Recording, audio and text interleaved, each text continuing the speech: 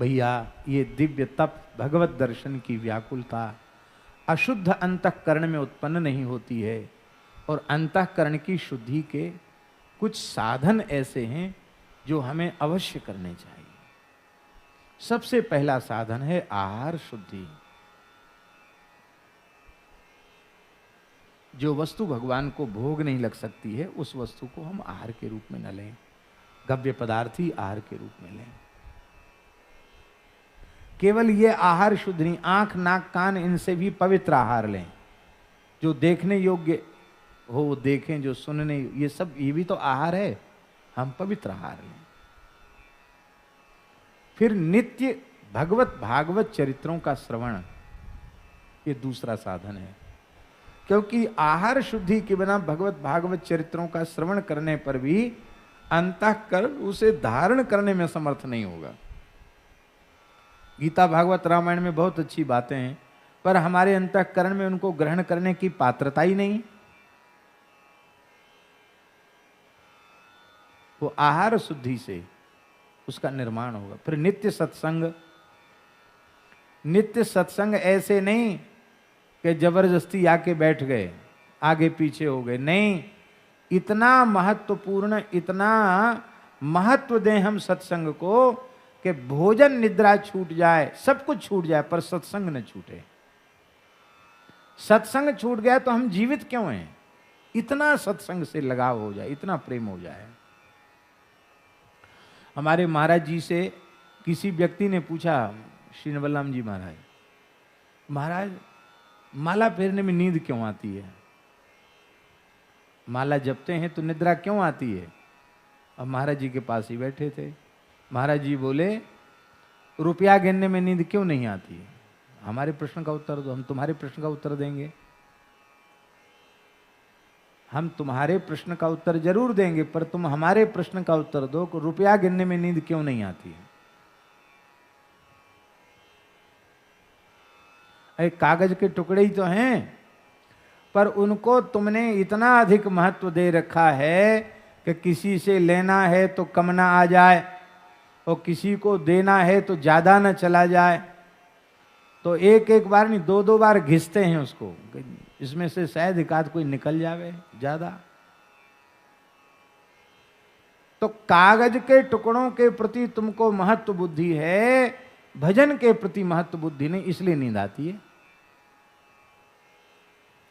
ऐसे ही कथा कीर्तन सत्संग में महत्व बुद्धि होगी तो बिल्कुल नींद नहीं आएगी। हम उपेक्षा भाव से श्रवण करते हैं, इसलिए नींद आती। अब जितनी देर हमें नींद का झपका आ गया, और वही वाक्य यदि हमारे जीवन की दिशा को सर्वथा मोड़ने वाला हुआ तो कितना बड़ा घाटा हुआ। इसलिए सत्संग के प्रति बहुत महत्व बुद्धि, बहुत सावधान होकर सत्संग करना। एकदम समाधि जैसी लग जाए सत्संग में, बाह्य वृत्ति बिल्कुल समाप्त हो जाए, कहीं का चिंतन न बने, कहीं इधर उधर नजर न जाए, तो सत्संग है। कितने साधन हो गए? पहला साधन आहार शुद्धि, दूसरा साधन नित्य सत्संग, महत्व बुद्धि से सत्संग, और तीसरा साधन है निरंतर नाम जप। सोते जगने से लेके सोने तक, सोने से लेके जगने तक नाम में वृत्ति बनी रहे, नाम रूप लीला का ध्यान बना रहे निरंतर, नाम की स्मृति। ये तीन साधन ऐसे हैं कि जो भी भाग्यशाली जीव करेगा उसे शरीर संसार से वैराग्य हो जाएगा, भगवान के चरण में अनुराग हो जाएगा, अपने आप भोगों में अरुचि हो जाएगी, अपने आप दिव्य तप आरंभ हो जाएगा। अभी भगवान से मिलने की व्याकुलता ही कहां जगी? बिल्कुल नहीं जगी है।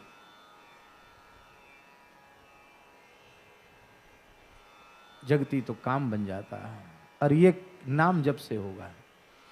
महाराज जी आहार शुद्धि भी कर लो और सत्संग भी कर लो, पर नाम जप नहीं किया तो भगवत दर्शन की व्याकुलता उत्पन्न नहीं होगी।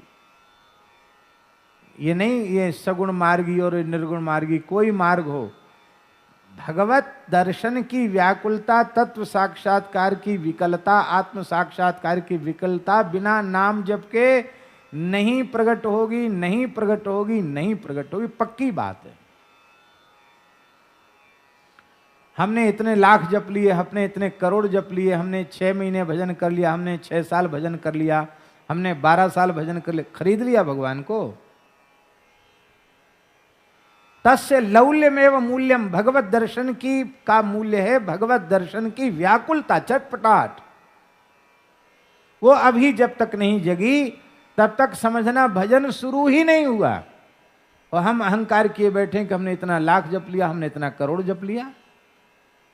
अभी तुम्हारा भजन शुरू कहां हुआ? भजन शुरू हुआ जब समझो, जब राम राम रघुपति जपत, स्रवत नयन जल जात। राम राम रघुपति जपत, स्रवत नयन जल जात।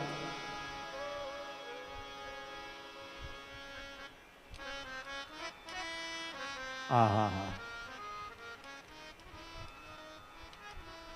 तो ऋषभ देव जी ने ये उपदेश दिया, तात ऋषभ सो होए। अपने पुत्रों को भजन का उपदेश दिया। अब हम पूछते हैं, ऐसे पिता संसार में कितने हैं जो अपने पुत्रों को कहें कि बस अब पढ़ाई लिखाई छोड़ दो, माया मोह में मत फंसो, हम तो क्या करें, भूल में फंस गए सो फंस गए, अब हमको तो जबरदस्ती इसमें कोल्हू में पिलना पड़ेगा। कोल्हू के बैल जैसे हम हो गए। तुम कोल्हू के बैल मत बनो, तुम तो आराम से भजन करो, आराम राम करो। ऐसा उपदेश कौन पिता अपने पुत्र को देता है? देंगे भी तो यहां से देंगे, क्योंकि देंगे तो फिर ये क्यों कि ये पढ़ाई लिखाई करो, ये करो, वो करो, नौकरी करो, चाकरी, ये क्यों? खत्म। इस जीव का परम हित होना चाहिए, ये चिंतन करने वाला पिता दुर्लभ है, दुर्लभ है, दुर्लभ है। ऐसा पिता हो, ऐसा पिता मिला। ऐसा पिता यदि किसी जन्म में मिल गया होता तो वर्तमान जन्म ही नहीं होता। वर्तमान जन्म प्रमाणित कर रहा कि इसके पहले असंख्यों बार पिता मिले, पर ऐसा कोई पिता नहीं मिला, ऐसी कोई माता नहीं मिली, ऐसी कोई पत्नी नहीं मिली, ऐसा कोई पुत्र नहीं मिला, ऐसा कोई भाई नहीं मिला जिसने हमारा संसार चक्र छुड़ा दिया हो। तो इनके द्वारा हमारा हित हुआ है, तो कौन सा हित हुआ? अरे खाने पीने भोगने का हित हुआ, ये हित क्या हित है? हम भूखे थे, हमको भोजन दे दिया, ये हित हो गया क्या? क्या फिर द्वारा भूख नहीं लगेगी? क्या द्वारा कपड़े की आवश्यकता नहीं पड़ेगी? औषधि लेने के बाद रोग मुक्त हो गए, फिर द्वारा बीमार नहीं पड़ेंगे क्या? ये हित सामान्य हित है, इसकी क्या महिमा है? विशेष हित है। शरीर संसार से छुड़ाकर भगवान के चरणों तक पहुंचा दे, ये हित है, परम हित है। तात ऋषभ सो होए, मातु मंदालस जानो। माता हो तो मदालसा जैसी हो।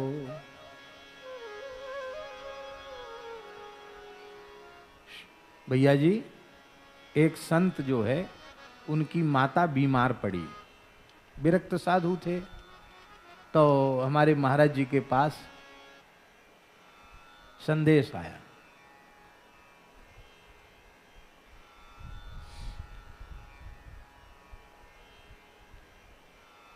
महाराज जी के पास संदेश आया, इन बच्चों को थोड़ी शिक्षा देनी चाहिए कि सत्संग में कैसे बैठें, क्या करें, क्या न करें, और नहीं तो बिल्कुल इनको विद्यालय में ही रखो, इनको वहीं पढ़ाओ लिखाओ, यहाँ आने की बिल्कुल ज़रूरत नहीं है। यहाँ बैठो तो बिल्कुल शांत बैठो, ध्यान से सुनो, नहीं तो खड़े कर देंगे तुमको।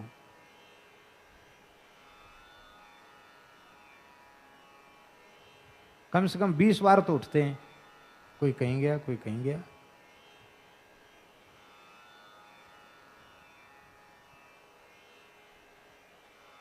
क्या कह रहे थे हम? हैं?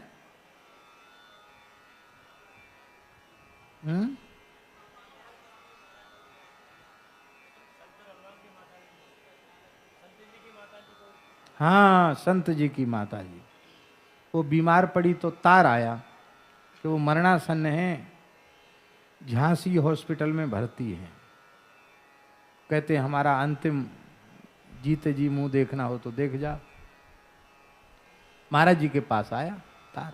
महाराज जी ने कहा जाओ जाओ जाओ, माँ है भाई, माँ के ऋण से कभी उड़ नहीं हो सकते, जाओ चले जाओ माता जी का अंतिम दर्शन कर आओ। भैया मैया की यही तो इच्छा है कि अंतिम क्षण में पुत्र आ जाए, चले जाओ। महाराज ने भेज दिया। वहां से लौट के आए तो बोले पूजनीय माता जी ने क्या उपदेश दिया? बोले महाराज जी क्या बताऊं मैं आपको, क्या क्या? बोले हमको देखती माता जी रोने लगी और बोली बुंदेली भाषा में कि हमें जो पतो हो तो कि तुम बड़े हो के बाबा जी हो जाओ तो हम घुट की मशक देती। नार मशक माने जन्म लेती, गला दबा के मार डालती तुमको, हमें ये पता होता कि तुम बाबा जी बन जाओगे। महाराज जी बहुत हंसे, बोले वाह, बहुत श्रेष्ठ माता जी हैं जिनके इतने उत्तम विचार हैं कि हमको ये पता होता कि तुम बड़े होके बाबा जी बन जाओगे तो हम तुम्हारा जन्मते ही गला दबा के मार डालती। अरे उस माता की कोख धन्य होगी, उसको कहना चाहिए कि बेटा मेरा जीवन सफल हो गया, अब तू क्यों आया है यहां, भजन कर। जब छोड़ दिया संसार तो यहां क्यों आया है, क्या करने आया यहां?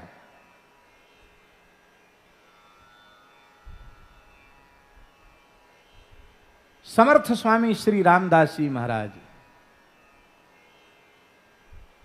छोटी आयु में विवाह हो जाते थे। महाराज जी 14-15 वर्ष की आयु थी समर्थ स्वामी जी की, विवाह मंडप में बैठे थे।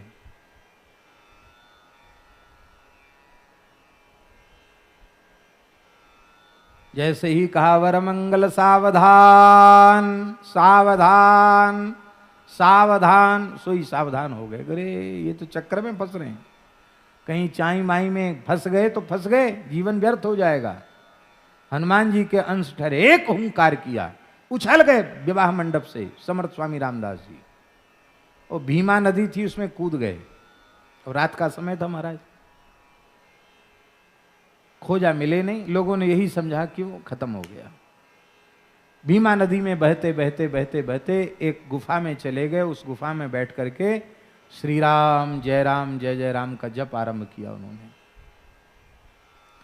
प्रत्यक्ष श्री रघुनाथ जी का दर्शन किया। समर्थ स्वामी रामदास जी ने दासबोध ग्रंथ में लिखा है श्री राम जय जय राम। इस विजय मंत्र का भाव पूर्वक कोई 13 करोड़ जप कर ले तो मैं त्रिवाचा पूर्वक कहता हूं उसे राम जी का प्रत्यक्ष दर्शन अवश्य होगा। समर्थ स्वामी जी ने कहा है। श्री प्रेम भिक्षु जी महाराज ने हनुमान दांडी में 13 करोड़ विजय मंत्र का जप करके प्रत्यक्ष राम जी का दर्शन प्राप्त किया। तो कहा था कि दासबोध में जो लिखा वो सत्य है, हमने अनुभव किया, कोई भी अनुभव करके देख ले।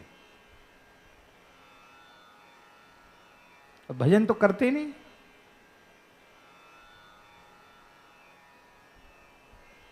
जिस भाव से जिस प्रेम से भजन होना चाहिए उस भाव से कहां भजन होता है। महाराज जी भैया जी भगवत साक्षात्कार हो गया। 12 वर्ष तक गुफा में रह के भजन किया समर्थ स्वामी जी ने। तो 14 वर्ष के थे, 12 वर्ष भजन किया तो कितना हो गया है? 26 वर्ष हो गए। वो 26 वर्ष की आयु में वो आए तो उनको अपनी माता का स्मरण हुआ। मेरी माँ, पिताजी तो पधार गए थे, मैं अकेले पुत्र थे अपनी माँ के। कुल खानदान में कोई दूसरा नहीं था, अकेले ही थे वंश में। मेरी माँ के मैं अकेला हूं, माँ का क्या होगा, अकेली माँ है।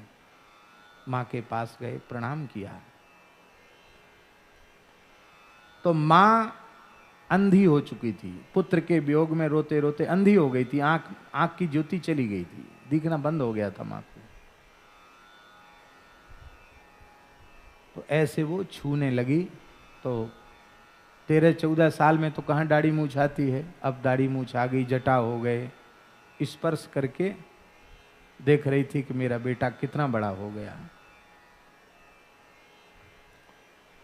तो समर्थ स्वामी जी ने सोचा कि शायद माँ मुझे देखना चाहती है, तो उन्होंने ऐसे नेत्रों का स्पर्श कर दिया। जैसे ही नेत्रों का स्पर्श किया कि माँ की ज्योति जागृत हो गई, दृष्टि, दिव्य दृष्टि हो गई महाराज माँ की। माँ के नेत्र खुल गए, ज्योति आ गई। और जैसे ही नेत्र ज्योति फिर से लौट आई कि माँ अब तक तो समर्थ स्वामी जी को गोद में बिठा करके प्यार दुलार कर रही थी, और उसी समय माँ ने अपनी गोद से समर्थ स्वामी जी को धक्का दे दिया और कहा कि मैं तो सोचती थी कि तू ज्ञानी और भक्त बनकर आया है, साधु बन के आया है, लेकिन तू तो जादूगरी सीख कर आया है। अरे इन आंखों को फिर से ज्योति देने की क्या आवश्यकता थी? ऐसे तेरे सारे भजन का नाश हो जाएगा। और सबसे पहली बात तो तूने जब संसार छोड़ दिया तो तू आया ही क्यों? क्यों आया? हमारे भीतर मोह जगाने आया है पुत्र का। क्यों आया तू? चला जा यहां से।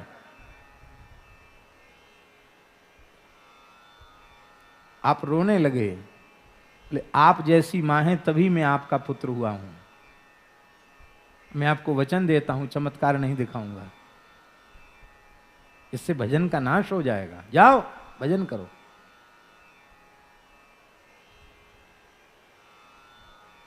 ऐसी माता कहां मिलती है? 4-4, 6-6 बच्चे हैं घर में, पर घर में चोरी डकैती करे, ऊट पटांग काम करे, जो चीज नहीं खानी चाहिए वो खाए, जो नहीं पीनी चाहिए जो पिए, जो नहीं करना चाहिए वो करे। ये सब मैया बाप को सहन है, पर वो घर छोड़ के भजन में लग जाए ये सहन नहीं है। कहते हमारे 10-20 थोड़े ही हैं, हमारे तो गिने चुने इतने हैं। अरे गिने चुने इतने उसका क्या मतलब हुआ? 10-20 होते तो क्या 10-20 को निकाल देती घर से? और ऐसा किसी के कहने से कोई घर छोड़ता है क्या? अनेकों जन्मों के संस्कार होते हैं जीवों के, फिर अच्छे वैराग्यवान संतों की चरण सन्निधि होती, तब संसार से मन हटता है, नहीं तो मन हटता नहीं है। और जबरदस्ती संसार छोड़ने का नाटक भी बिल्कुल नहीं करना चाहिए। मन द्विचित हो कि यहां की वहां, यहां तो वहीं, एक ही तरफ हो जाओ। बीच में क्यों खड़े हो भाई?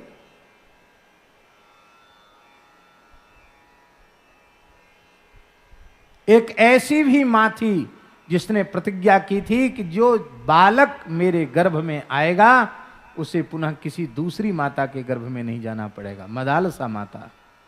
महाराज जी 5 वर्ष की आयु का बालक होते ही इतना वैराग्यवान हो जाता था, घर छोड़ के चला जाता, घनघोर जंगल में भजन करने चला जाता, 5 वर्ष की आयु में।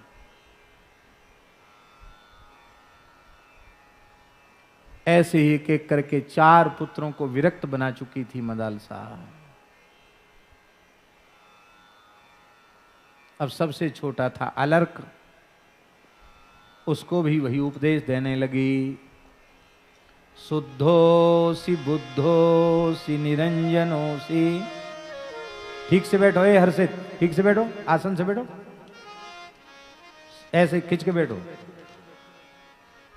शुद्धोसी बुद्धोसी निरंजनोसी संसार माया परिवर्तितोसी पंचात्मकम देहमिदं न तेस्ति नैवास्य तुम रोदिसी कस्य हेतो।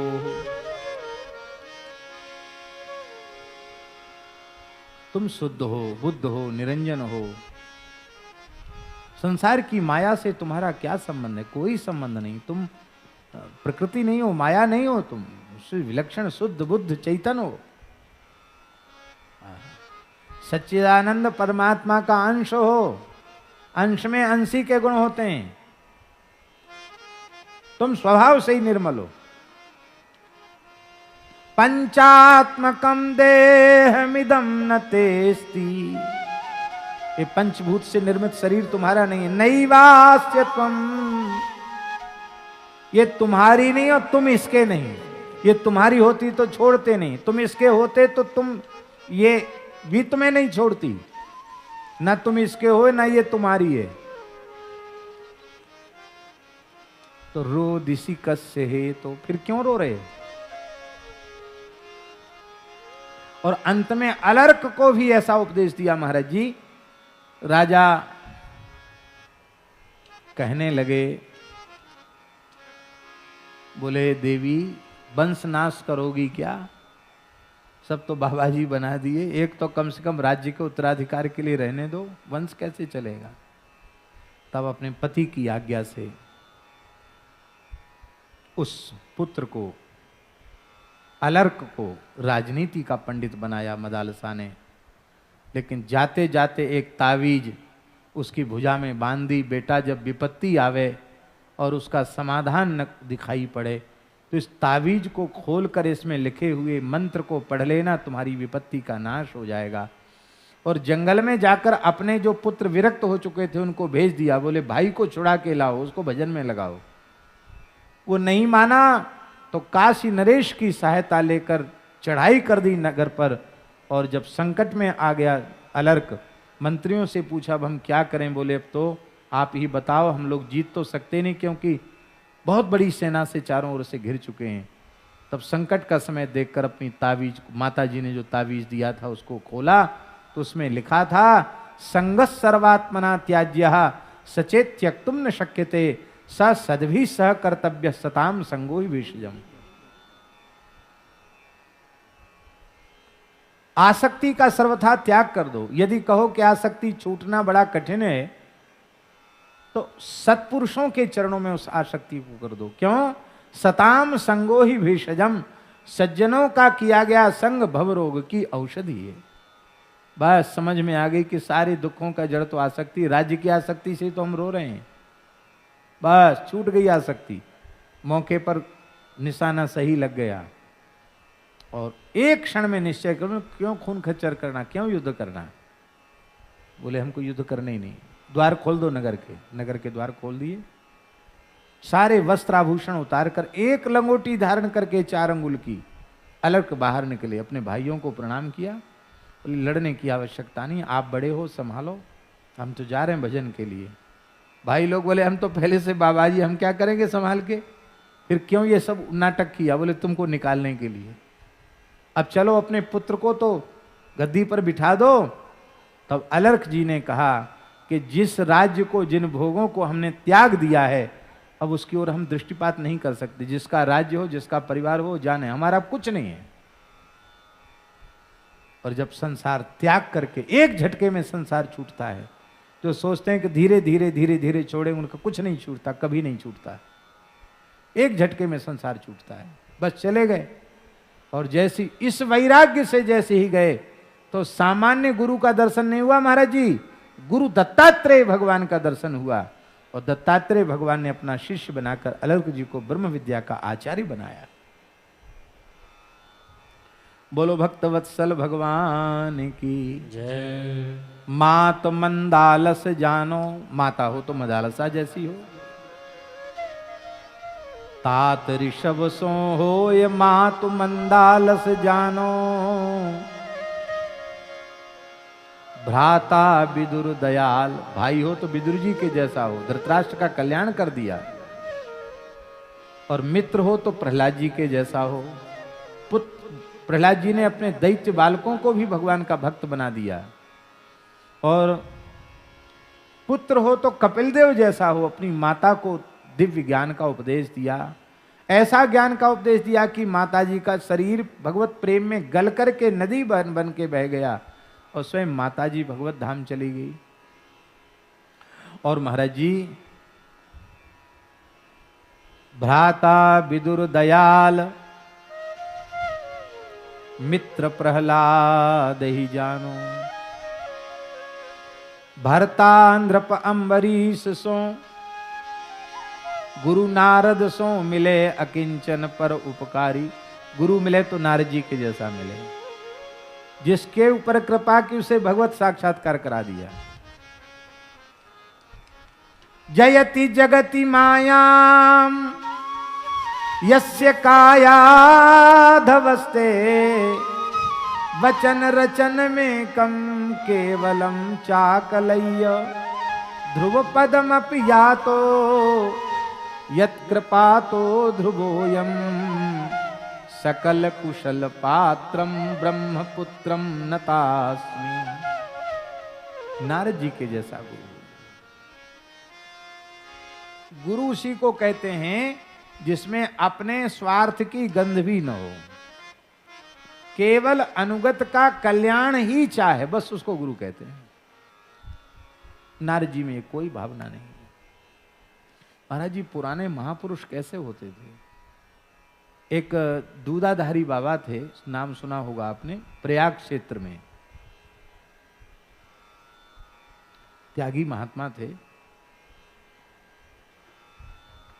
ये जो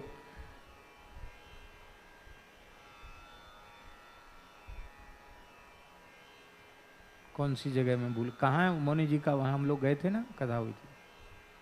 फाफा मऊ है, कहाँ फाफा मऊ है? फाफा मऊ के पास गंगा के किनारे स्थान है महाराज जी।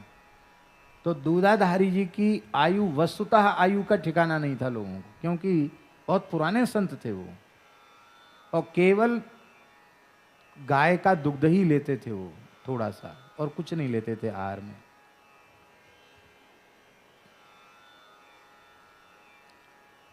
नेहरू जी के पिता मोतीलाल नेहरू भी उनका दर्शन करने जाते थे, और उनके पहले भी लोग दर्शन करने जाते थे। नेहरू जी प्रधानमंत्री हुए तो उनका भाव जगा कि मेरे पिताजी दादाजी जाते थे तो मैं भी जाऊं। तो बोले तू आएगा तो तेरा विनाश हो जाएगा, डर के मारे नहीं आया वो, क्योंकि प्रधानमंत्री आता तो उन्हें सड़क बन जाती, सब हो जाता, तो मना कर दिया उन्होंने, आएगा तो तेरा अनिष्ट हो जाएगा, आना नहीं।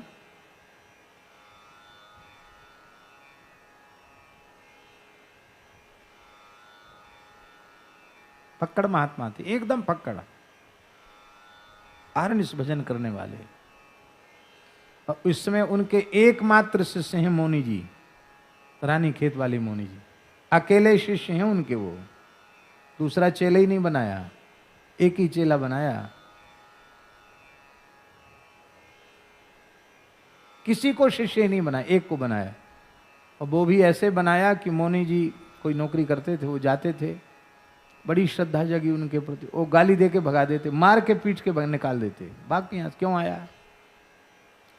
एक बार सब छोड़ के पड़ गए तो गेट के बाहर, गेट के भीतर ही नहीं घुसने देते। फिर देखा कि ब्राह्मण बालक है, मर जाएगा, पता नहीं कैसे उनको दया आ गई, जा जा गंगा जी नहा के आ। एक नाई को, तो गांव का नाई, भद्र कर इसको, भद्र कर दिया, नाई को बुलाया, भद्र करवाया, या गंगा जी नहा के आ, गंगा जी नहा के आया। और मंत्रोपदेश दे करके 1 मिनट बैठने ही नहीं दिया, बोले भाग भाग भाग, जा जा, हो गया हो गया, हम चक्कर में नहीं फंसते, जा भजन कर, जा भाग यहां से चला जा। बोले महाराज कहाँ जाऊं, कुछ तो जानता नहीं, अभी मंत्र दिया है, तिलक लगाया था वो भी सूखा नहीं था, अभी गीला था, कहाँ जाऊं महाराज, जा रानी खेत की तरफ चला जा, वहां भजन कर, एक झूला देवी स्थान है, वहां जाके भजन कर। जो आज्ञा कह के दंडोत करके वहां से चले। घनघोर जंगल था महाराज, अभी भी घरू जंगल है, बहुत शेर चीते वहां हैं। वहां बैठ करके वो भजन करने लगे। भजन करने लगे तो वहां पुजारियों को भय हो गया कि कहीं बाबा जी मंदिर पे कब्जा न कर ले, ये बड़ा संकट है। जंगल में जाओ तो संकट, कहीं तब तीर्थ में जाओ तो संकट के बाबा जी कहीं कब्जा न कर ले। बाबा जी जहाँ भजन करेंगे तो भजन की सुगंध तो फैलती है, प्रभाव फैलता है। तो उन लोगों ने बड़ा सताना शुरू किया, उपद्रव शुरू कर दिया। तो फिर गुरु जी के पास गए, क्यों आया भजन छोड़ के, क्यों आया यहाँ? बोले महाराज वहाँ तो बहुत राग द्वेष हो रहा है, क्या करें, भजन करने नहीं देते, बहुत पीछे पड़ते हैं सब, क्या करें? अरे बोले वहाँ झूला देवी का मतलब मंदिर में थोड़ी बैठने को कहा। अरे जहाँ कलह क्लेश वहाँ छोड़ दो, 100-200 कदम आगे चले जाओ, वहाँ कोई गुफा है, वहाँ बैठ के भजन करो। और महाराज वो मिलिट्री का क्षेत्र है, वर्जित क्षेत्र है वो, और उसमें बैठ के मोनी जी ने भजन किया। वहाँ राम मंदिर बना हुआ है, सुंदर विद्यालय है, गौ सेवा, संत सेवा सब होती है। बहुत अच्छे संत हैं, आप तो पहचानते होंगे मोनी जी को, बहुत अच्छे संत हैं। ऐसी अच्छी रहनी है, एक साधु की जैसी रहनी होनी चाहिए, वैसी रहनी है।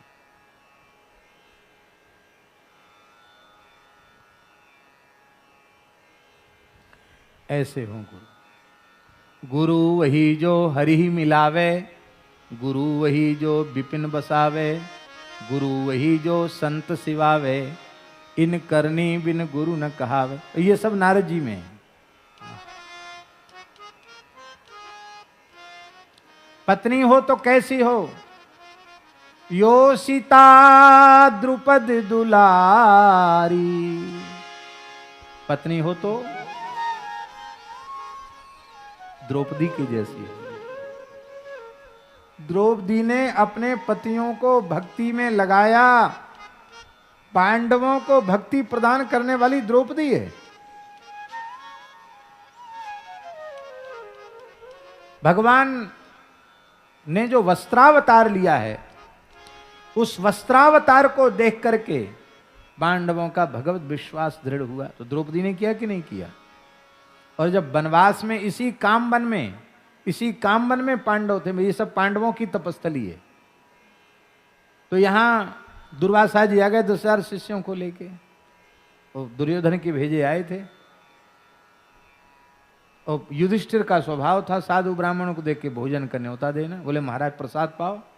हाँ, यमुना स्नान करके आते हैं, मध्याह्न संध्या करके आते, फिर पाएंगे। द्रौपदी से कहा तैयार रखना। बोले तैयार कहाँ, बटलोई तो धो मांझ के रख दिए। अब उस अक्षय पात्र में वो क्षमता नहीं कि हम अब बना के खिला सकें। तो बोले ब्राह्मण के क्रोध से जलकर भस्म होने की अपेक्षा अच्छा है कि जीवित ही अग्नि में जल जाना। भीमसेन अर्जुन सूखी लकड़ियां ले आओ, कामबन जड़खोर के जंगल से। क्या लकड़ी इकट्ठी करो, उनके आने के पहले हम लोग जल जाएंगे। तो द्रौपदी हंसने लगी। कहा हम लोगों के प्राण संकट में, तुम हंस क्यों रही हो? बोले हम हंस इसलिए रहे हैं कि तुम अपने को भगवान कृष्ण का भक्त मानते हो, पर कैसे भक्त हो? तुम्हें भगवान पर बिल्कुल भी विश्वास नहीं है। बिना विश्वास के तो भक्ति होती नहीं। तो द्रौपदी ने कहा श्री कृष्ण कहूं गए हैं? श्री कृष्ण कहीं चले गए हैं क्या? संकट के समय भगवान की याद नहीं आ रही है तुमको? मरना चाहते हो क्या? वो नहीं देखा दृश्य तुमने जब उस कुरुकुल की सभा में मेरे कोई सहायता करने वाला नहीं था और मैंने श्री कृष्ण को पुकारा तो उन्होंने वस्त्रावतार ग्रहण कर लिया? क्या उनको नहीं देखा तुमने? वो कहां गए?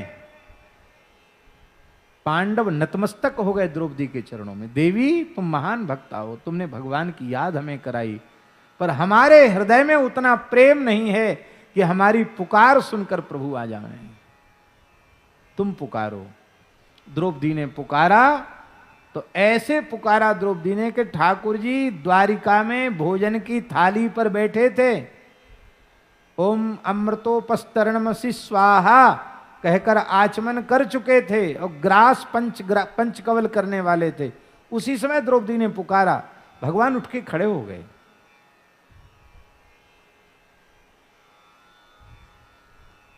रुक्मिणी जी ने कहा भगवान भोजन की थाली छोड़ के नहीं जाना चाहिए, कहां जा रहे हैं? आचमन कर चुके हैं, अब तो भोजन करना जरूरी है। भगवान ने कहा अनर्थ हो जाएगा, कृष्णा मुझे बुला रही है। और भगवान तत्काल इसी कामवन में प्रकट हो गए। कहां द्वारिका है, कहां कामवन? ये सब कामवन का क्षेत्र है।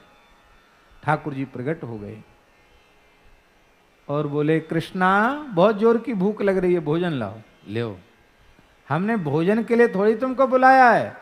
10,000 चेलों के सहित दुर्वासा जी भूखे बैठे, उनको भोजन कराने बुलाया। जिमा ने बुलाया, जिम ने नहीं बुलाया। ठाकुर जी बोले पहले हमें तो जिमा भाग्यवान, तब हम उनको जिमावें। अरे हम तो भोजन की थाली पर बैठे थे, आचमन कर चुके थे, तुम्हारी पुकार सुन के आए, अब भोजन कराओ जल्दी। द्रौपदी के नेत्र भराए। आज पहला ऐसा दुर्भाग्यपूर्ण अवसर है, प्रीतम कृष्ण भूखे हैं, मैं कुछ नहीं उपस्थित कर पा रही हूं। व्याकुल हो गई, क्या लाऊं, क्या करूं, क्या खिलाऊं? तू बड़ी कंजूस है, खाने पीने के नाम पे चुप हो गई। अरे बटलोई ला, बटलोई ले आए। कब प्रभु उसको धो मांज के कपड़े से पोंछ के रख दिया है। अरे बोले लाओ तो सही। और भगवान ने बटलोई को देखा, एक पत्ता उसमें चिपका हुआ था।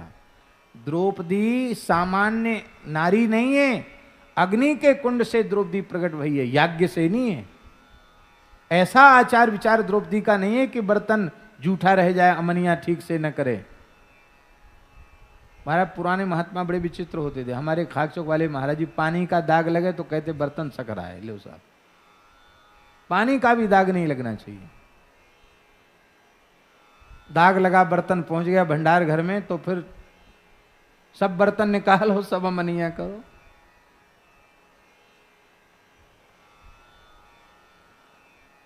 अब तो सब बातें कहने सुनने की रह गई। जब तक महाराज जी के शरीर में बल था, शक्ति थी, फिर शरीर शिथिल होता तो बहुत ध्यान कौन दे पाता। तो द्रौपदी का ऐसा आचार विचार नहीं था कि वो उसमें जूठा लगा था। ये गलत बात है, ये भाव नहीं देना चाहिए। सत्य संकल्प श्री कृष्ण ने संकल्प किया कि इसमें कुछ प्रकट हो जाए। एक पत्ता भगवान के संकल्प से प्रकट हो गया। उस पत्ते को भगवान ने छुड़ाया, हथेली पर लिया और मुख में रख, अनेन विश्वात्मा तृप्यंताम कह करके जैसे ही जल पिया तो महाराज सबके पेट भर गए, पूरे ब्रह्मांड के सबके पेट भर गए, चराचर सब तृप्त हो गए। और दुर्वासा जी और उनके शिष्यों की हालत तो ये हो गई कि यहाँ तक भर गया उनके सब भोजन, सांस लेना मुश्किल हो गया, ऊर्ध्व श्वास चलने लगी, इतना भर गया अन्न से। वो सब बेचारे संध्या कर रहे थे, बोले अब तो मंत्र उच्चारण नहीं हो रहा है, क्या हो गया, यहाँ तक भर गया। महाराज दुर्वासा जी ने कहा, एक भक्त अम्बरीश से अटके थे तो क्या हालत हुई थी हमें पता है, हमारी पीठ में दाग हैं जलने के अभी भी। अब वहाँ 5 भक्त हैं, उनकी पत्नी द्रौपदी भी परम भक्ता है, ये लगता है कुछ ना कुछ उपद्रव होगा। इतना कहते ही वो 10,000 चेले एक भी गुरु जी के पास 10,000 10 दिशाओं में भाग गए, जिसकी जहां शक्ति थी। अकेले दुर्वासा जी खड़े रह गए। भगवान ने अर्जुन भीमसेन को भेज दिया, बोले कहना कि महाराज इतने लोगों की रसोई बेकार हो जाएगी, आप भोजन करते फिर आप आशीर्वाद देते तो वो कहेंगे जरूर, अब बच्चा हम भोजन तो बिल्कुल नहीं कर सकते, अब बिल्कुल एक कण नहीं खा सकते, हम भोजन करते तृप्त होके तो तुमको कुछ आशीर्वाद देते, ऐसे ही तुम आशीर्वाद मांग लो। तो भगवान ने सिखा पढ़ा के भेजा था, कहना कि जो हमसे अकारण द्वेष करते हैं उन हमारे शत्रुओं का समूल नाश हो जाए, मांग लेना वरदान। तो भेजा इसलिए था कि पांडवों का नाश हो जाएगा, उनके क्रोध से उल्टे उन्हीं का नाश हो गया। पत्नी हो तो द्रौपदी की जैसी हो, यो सीता द्रुपद दुलारी, भरतांद्रप अम्बरीश सो। पति हो तो अम्बरीश जी के जैसा, अपनी छोटी रानी को भजन में लगाया। और राजा पृथुसों जो मिले, राजा हो तो पृथु जी के जैसा हो, जिसने अपनी प्रजा को भगवान की भक्ति का उपदेश किया, प्रजा को भक्त बनाया। बोले ऐसा आदर्श परिवार मिल जाए, समाज मिल जाए तो भगवत भव निधि उद्धरे, चिदानंद रस में झिले। ऐसा मिल जाए परिवार तो भगवत भव निधि उद्धरे, संसार सागर से उद्धार हो जाएगा और चिदानंद रस में झिले, चिदानंद रस में झिल जाएगा। आहा, ऐसी महिमा है महाराज जी। बोलो भक्तवत्सल भगवान की जय। हमारे महाराज जी कहते थे कि इस छंद में पूरा परिवार आ गया, बेटी नहीं आई। महाराज जी कहते थे बेटा आ गया, भाई आ गया, पिता आ गया, माँ आ गई, पति आ गया, पुत्र आ गया, सब आ गया, राजा भी आ, गुरु भी आ गए, बेटी नहीं आई। बेटी के बिना कैसा परिवार? तो महाराज जी कहते बेटी हो तो करमे तीबाई जैसी हो, बेटी हो तो कैसी हो? खंडेला के राजपुरोहित परशुराम पारीक जी की बेटी करमेती बाई, सब कुछ त्याग कर वृंदावन आ गई करमेती। और जब पिता परशुराम पंडित जी आए और कहा बेटी अब खंडेला लौट चलो, तो करमेती बाई ने क्या कहा? पिताजी कह रहे थे ना कि बेटी तुमने हमारी नाक कटवा दी, गोने के समय तुम चली आई तो हमारी तो नाक कट गई। एकमात्र बेटी और गोने के समय चली आई। लोगों ने यही समझा कि इसका चरित्र दूषित है, इसलिए पता नहीं किस पुरुष के साथ भाग गई होगी। हमारी तो समाज में नाक कट गई, हम मुंह दिखाने लायक नहीं रहे। करमेती बाई ने कहा, कही तुम कटी नाक कटे यदि हो ये जो पे, कही तुम कटी नाक कटे यदि हो ये जो पे, नाक एक भक्ति नाक लोक में न पाई। हाँ, नाक एक भक्ति नाक लोक में न पाई। तुमने कहा नाक कट गई, स्वामी जी नाक कट गई तो नाक कटे तो तब जब होए, नाक थी ही नहीं तो कटी क्या? हम तो बहुत ऊंची नाक वाले। बोले वो सब ऊंची नीची नाक नहीं, सबसे लंबी नाक गणेश जी की है, क्योंकि वो राम राम करते हैं। आप तो राम राम करते ही नहीं, आपकी नाक लंबी कहां है? अरे नाक तो भगवान की भक्ति है। पिताजी आपकी कथा सुनकर हमारा संसार छूट गया और जीवन भर आप कथा बांचते रहे, पुराण पोथी पत्रा पढ़ते रहे और आप अभी भी नाक बचाने में लगे। बरस 50 लगी विषय ही में बास कियो, बरस 50 लगी विषय ही में बास कियो, भय ना उदास तम चवे को चवाई। हाँ, भय ना उदास तम चवे को चवाइए। हाँ, भय ना उदास तम चवे को चवाइए। हाँ, भय ना उदास तम चवे को चवाइए।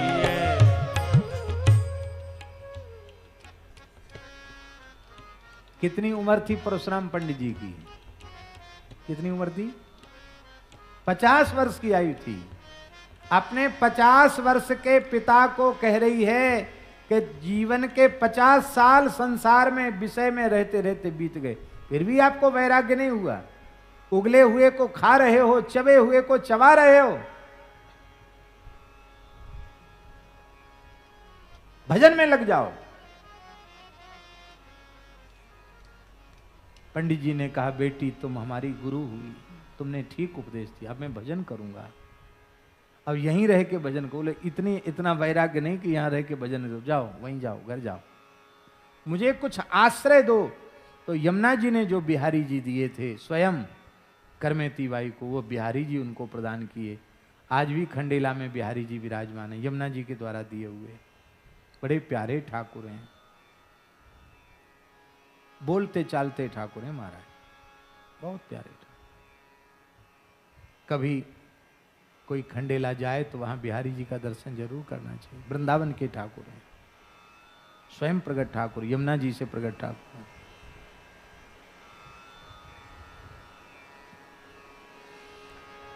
श्री बिहारी जी महाराज की जय। श्री खंडेला बिहारी जी महाराज की जय।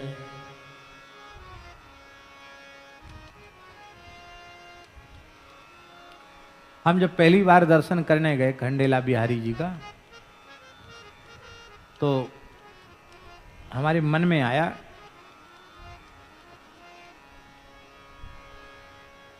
कि ठाकुर जी के बिल्कुल निकट जाकर दर्शन करें। वैसे तो निकट ही हैं, ज़्यादा कोई ऐसा नहीं कि बहुत गर्भगृह गहरे में हो, भीतर थोड़ा गर्भगृह उसमें ठाकुर जी बाहर से बढ़िया से दर्शन होता। ऐसे मन में तनिक भाव आया तो पुजारी जी क्या बोले, बोले बाबा आप तो वृंदावन से आए हो, वृंदावन के ठाकुर हैं, आप बाहर काहे को ठाणे, आप भीतर आ जाओ, आप तो अपने ठाकुर को बढ़िया से स्पर्श कर लो। मैंने कहा ये मर्यादा नहीं है, हमारे वृंदावन में भी मंदिर हैं, दूर से ही दर्शन होता है और अपरस होता है प्राय मंदिरों में। अरे ना बाबा ये तो आप कोई ठाकुर है, आप तो आ जाओ। पीछे पड़ गया, बोले नहीं बिहारी जी कह रहे हैं आप आ ही जाओ। चलो जब बिहारी जी कह रहे हैं तो आओ। तो खूब प्रेम से उनके चरणों का स्पर्श किया। उनके बहुत प्यारे ठाकुर हैं, आपको हम क्या कहें, आचार्यों के ठाकुर हैं, रसिकों के ठाकुर हैं, ये प्रमाण है आज भी। लेकिन ऐसे पिता माता, ऐसे परिवार के लोग कहां मिले। गोस्वामी जी कहते हैं इसीलिए वेद पुराण और संत एक स्वर से कहते हैं कि हे रघुनाथ, जीव मात्र के परम हितैषी, अकारण हितैषी तो आप हैं।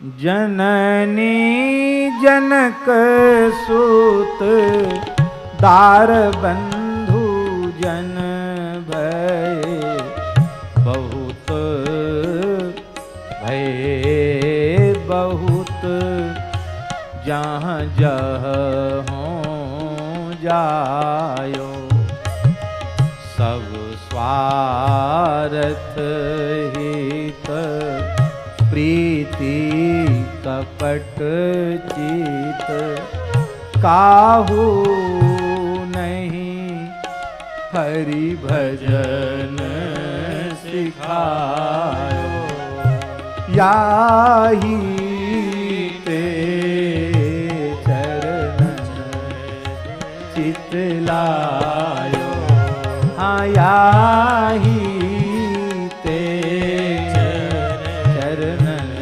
चितलायो। माता पिता पुत्र पत्नी बंधुजन ये भी संसार में हितैषी माने जाते हैं, पर ये न जाने कितनी बार हमको मिले। पर अब समझ में आया सब स्वार्थ हित प्रीति, इन सबकी प्रीति तो है पर निस्वार्थ प्रीति नहीं है, इन सबकी स्वार्थ युक्त प्रीति है। और देख लो चाहे पिता हो, माता हो, पुत्र हो, पत्नी हो, बंधु हो, जिसके स्वार्थ की पूर्ति नहीं होगी वही रुष्ट हो जाएगा, वही मुंह फुला लेगा। और जब स्वार्थ के कारण प्रीति है तो कपट चित्त, इनके चित्त में कपट भरा हुआ है। कहते क्या प्रमाण के इनमें प्रीति जो है स्वार्थ की प्रीति और इनके चित्त में कपट बना हुआ है। बोले ये प्रमाण है कि काहू नहीं हरि भजन सिखायो। यदि ये हमारे हितैषी होते तो हमको जन्म से ही भजन में लगा देते, पर इन्होंने हमको भजन में नहीं लगाया, हमको संसार में फंसाया, संसार में लगाया, भजन में नहीं लगाया, इसलिए ये हमारे हितैषी नहीं है। और हे भगवान, सुर मुनि मनुज दनुज अहि किन्नर, मैं तनु धरि सिर काहि न नायो। मैंने शरीर धारण किया तो देवताओं को भी खूब ढोक दी। मलुकदास जी ने अपनी वाणी में कहा बाबा, देवखर लीपे मोर बलाई, एक जगह लिखा है, एक जगह लिखा है देवखर लीपत हाथ खिराने। देवताओं के थान लीपते लीपते हाथ घिस गए। कहते अब तो हम साधुओं की पूजा करेंगे, किसी को पूजेंगे नहीं।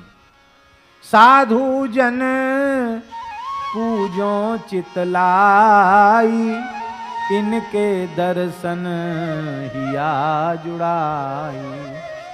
चरण पखारत होए आनंदा, जन्म जन्म के काटे फंदा। भूत परे तन देऊ बहाई, देवखर लीपे मोर बलाई। आहा, हमने देवताओं को प्रणाम किया, वंदन किया, उनकी उपासना की, मुनियों की उपासना की, मनुष्यों की उपासना की, दनुजों की भी उपासना की, अहि नागों की उपासना की, किन्नरों की उपासना की, सबको सिर झुकाया, लेकिन त्रिविध ताप से छुड़ाकर संसार चक्र से मुक्त कराकर आपके चरणों तक किसी ने नहीं पहुंचाया। सबने भोग ऐश्वर्य ही हमको प्रदान किए। किसी ने शरीर का रोग नष्ट हो जाए, किसी ने भोग प्राप्त हो जाए, यही दिया। शरीर संसार क्यों? ये स्वयं अभी संसार के चक्र से मुक्त नहीं हुए। जो स्वयं ही मुक्त नहीं हुए वो दूसरे को मुक्त कैसे करेंगे? महाराज जी एकादश स्कंद में लिखा है कि देवता जब तक जीव उनसे भोग मांगता रहता है तब तक देवता बहुत प्रसन्न रहते हैं, और जब वो मोक्ष के लिए आगे बढ़ने लग जाता तो देवता ही विघ्न करते हैं। हाँ, आप उठा लेना, 11वें स्कंद में लिखा है देवता विघ्न करते हैं, क्योंकि वो ये बिल्कुल सहन नहीं करते कि हमसे ऊपर कैसे जा रहा है। इस संसार में भी ऐसा होता है, जब तक कोई व्यक्ति आपकी बराबरी पर रहता है, आपसे छोटा रहता है, आपको चीड़ ईर्ष्या नहीं होती। आपसे आगे बढ़े तो टांग पकड़ के खींच के नीचे ले जाना चाहते हैं आप उसको। देवताओं में भी यही बात है महाराज जी, सिद्धों में ये बात है। ये भूमंडल के जो सिद्ध हैं वो विघ्न करने लग जाते हैं, हमसे आगे कैसे बढ़ रहा है। भक्त विघ्न नहीं करते हैं, सिद्ध विघ्न करते हैं।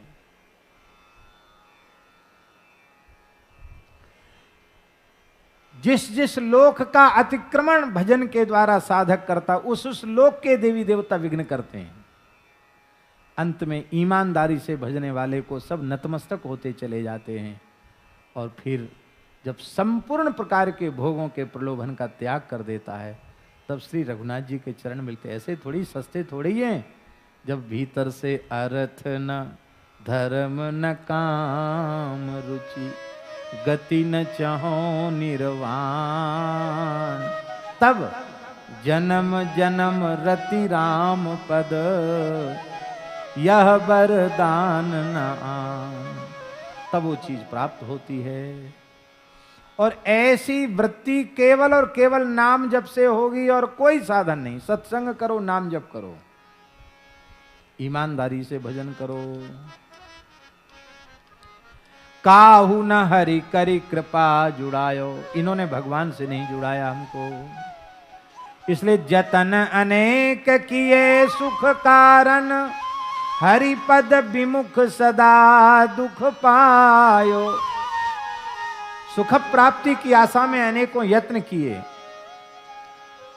लेकिन भगवान के चरण कमलों से विमुख होने के कारण लगातार सुख प्राप्ति के साधन में लगे रहने पर भी, और सुखों को प्राप्त करने पर भी हमारा दुख समाप्त नहीं हुआ, हमारा दुख दूर नहीं हुआ। दुख से दुख बढ़ता चला गया। हे नाथ अब था क्यों जलहीन नाव। बड़ी नदी है, नौका से आप पार कर रहे हैं, और कहीं ऐसी जगह आ गई कि जहां नौकाई अटक गई, कम पानी में नौका फंस गई। अब वहां तो कीच था, वहां तुम स्वयं उतरोगे तो इतने नीचे कीच में चले जा, पंख में चले जाओगे। बांस भी खप गया और नौका भी गड़ गई, अब बीच धार में फंसे हैं। तो जैसे कीच में कम पानी में फंसी हुई नौका, वैसी हमारी दशा हो रही है। जैसे उस बेचारे नौका में सवार व्यक्ति को चारों ओर विपत्ति के ही बादल मंडराते हुए दिखाई पड़ते हैं। यही भव सागर के बीच में हमारी नाव अटक गई है, विपत्ति के बादल मंडरा रहे हैं। इसलिए हे भगवान, और मेरी जो ये दशा हुई है इसमें आप कारण नहीं है। आपने तो कृपा का पूरा भंडार खोल दिया हमारे लिए।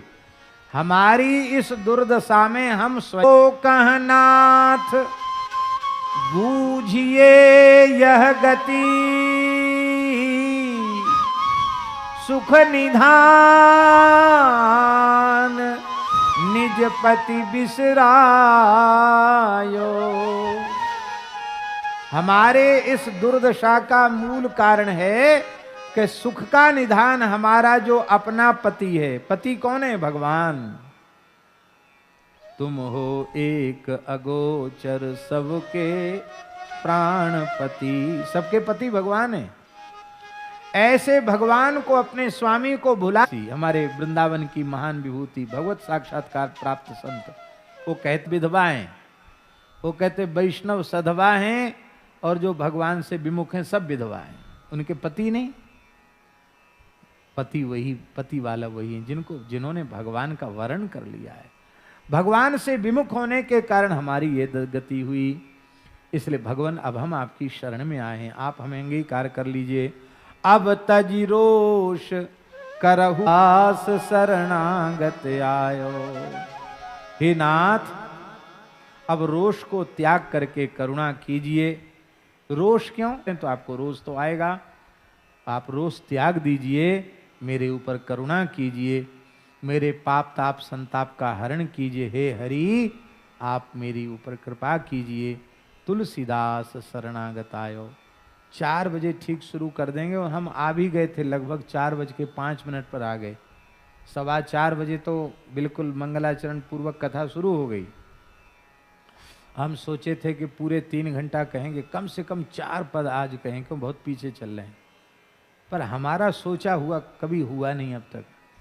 जब सोचते हैं कि ज़्यादा करें, कम करेंगे तो ज़्यादा हो जाते हैं। जब सोचते ज़्यादा करेंगे तो भगवान हमारी तो चलने ही नहीं देते हैं। चलो कोई बात नहीं, अब समय पूरा हो गया, 7 बजने में 5 मिनट कम है, और 20 तारीख को ये पूर्ण करना है।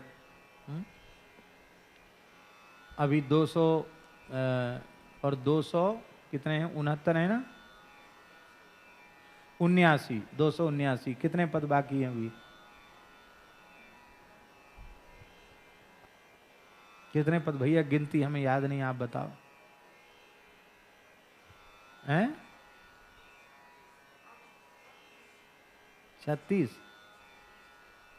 36 पद बाकी है। इसी जाति होती भगवान जाने, ऐसा कहते हैं 36 जाति होती है। सबसे मुक्त करेंगे भगवान,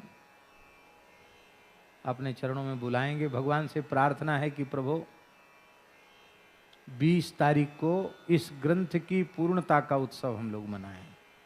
इसी प्रार्थना के साथ हम विराम करते हैं। बीच में एक उत्सव वृंदावन में भी है। श्री प्रेम भिक्षु जी महाराज का एक उत्सव, उनका स्वर्ण जयंती वर्ष चल रहा है। माने स्वर्ण, उनको भगवत धाम गए हुए 50 वर्ष पूर्ण हो गया है, और उनके गुरुदेव काव्य के अनन्य भक्त थे। हमने सुना है कि काश्मीरी बाबा को इतना भावावेश होता था कीर्तन में, उनके रोमकूप भावमय देह था, और बहुत कम आयु में भावावेश में आपने अपने प्राण का। पूज्य गुरुदेव बहुत हृदय से जुड़े हुए थे श्री जी से, इसलिए उनके परिकर ने इच्छा व्यक्त की है कि उनका उत्सव, इसी भादों में ही उनका उत्सव आता है, गुरु जी का पुण्यतिथि का उत्सव, तो वो उत्सव यहाँ मनाएंगे। पहले तो हम लोगों ने सोचा था यहीं जड़खोर में मना लें, लेकिन वो लोग बड़ी संख्या में आ रहे हैं, यहाँ उतनी सुविधा नहीं। वृंदावन का भाव बना है, तो वृंदावन में उनका उत्सव होगा, उसमें हमको भी जाना होगा, लेकिन कथा बंद नहीं होगी। कथा चाहे स्थल भले ही बदल जाए, तो जितने दिन हैं उतने दिन कर ही रहे। श्री वृंदावन बिहारी में गोचारण किया, बड़ी सुंदर झांकी हो रही थी ठाकुर जी की।